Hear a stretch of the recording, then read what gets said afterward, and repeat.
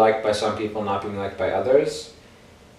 This is kind of, that is a natural phenomena of when you act spontaneously and like yourself. Mm-hmm. The problem, Yeah, okay. the definition of a nice guy. Oh, he tries to make everybody like. Tries to make everybody Let's go like down him. this path. I like this. Yeah. And that makes nobody like him So, because everyone can tell that he's putting on a he's mask. being fake. Yeah. Yeah. And that's inauthenticity is the least attractive thing for social and romantic and every kind of interaction. Yeah. Is by trying to make people like you. Nobody likes you. Well, you know what I heard, right? I don't know if it's you. No, okay, it's not you that said that. It's, I forget who said it, but shit, I'm not gonna. What did he? Oh yeah, what he said is that like when you're authentic, some people like you and some people dislike you. Take it as it. But when you're trying to be a nice guy and you're trying to make everybody like you, it's not that people necessarily like you or dislike you. They just kind of. They kind of just accept you. It's not that they like you or dislike you. It's just like they accept you or they're like approving of you. Like a neutral. It's like more neutral. Because I've seen it with myself, you know, and I've seen it like in other people. You can tell when someone's trying to put a front, and that and a lot of time, most of the time, like 99% of the time, it's out of fear. It's out of like people are trying to be nice all the time because they want everybody to like them, see?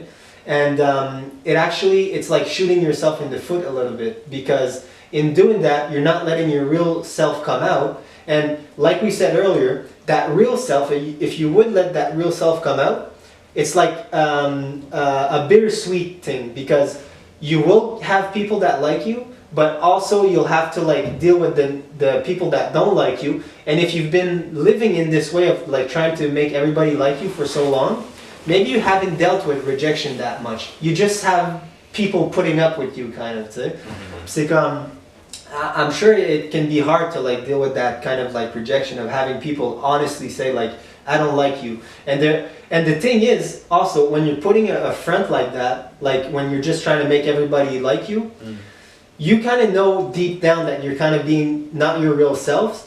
So it can actually be an excuse for like, oh, those people don't like me, and it's because I'm not being my real self. If I was being my real self, they probably would like me. Do you know what I mean? It's like, yeah. I mean, because I really like this topic on this subject because it's like one of the biggest thing about shyness and social freedom and social anxiety. Like for people that actually want to get to a point where they don't feel nervous in social situations all the time. It's like, this is crucial to understand. Yeah, I had a story where I had a guy, like a sort of a manager before, that I really liked him. He was a good guy, he clicked really well, we had a lot of the same kind of interests and stuff.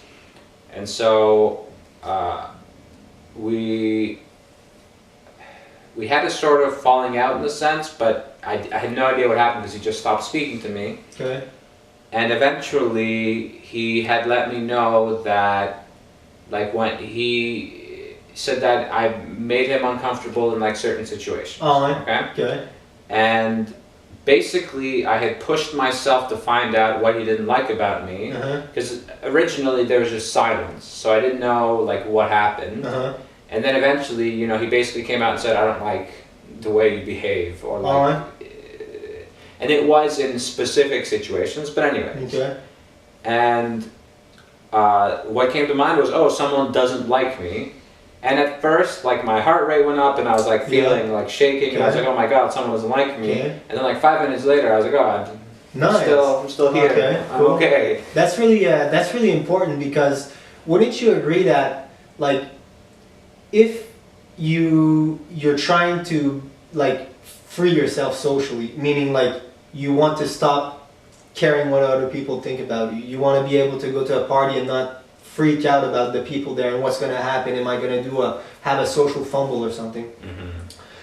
Wouldn't you agree that that in order to get to that point of social freedom, you would need to experience that feeling of disapproval, see, a couple times. You need to go through it, see. That's the thing. And because the number one fear that you have is to have people disapprove of you. So you escape social situations every time you think a situation could be awkward, because you attribute awkwardness to people not liking you, like, oh, people won't like me if they see like how shy I am or something like that. So you don't go to those events and you don't let yourself experience that kind of disapproval. But in experiencing that disapproval, you'll also experience a lot of approval. That's important to just mention.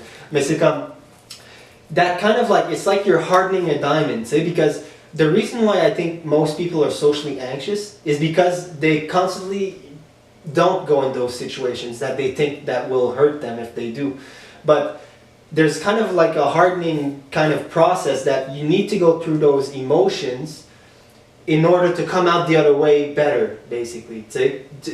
Like, if you want to become socially free, in my mind, it's basically like you jump in a grinder and you like go through all these fucked up emotions, and you deal with disapproval, you finally deal with rejection so much that you finally don't care about it, and then you come out the other way and it's like, oh wow, so when I'm my real self, it doesn't actually matter. I can just be my real self.